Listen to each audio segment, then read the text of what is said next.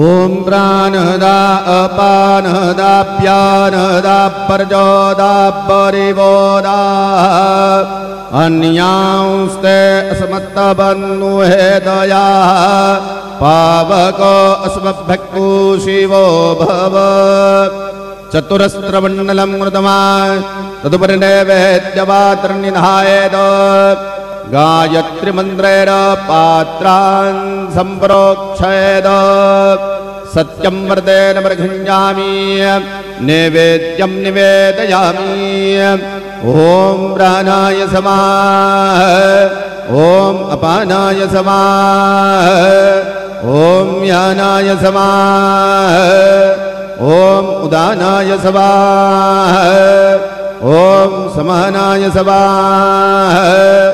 ओम ब्रह्मणे नमः मध्ये पानीयं समर्पयामि पुनर्नैवेद्यं निवेदयामि ओम प्राणाय समाः ओम अपानाय समाः ओम यानाय समाः ओम उदानाय समाः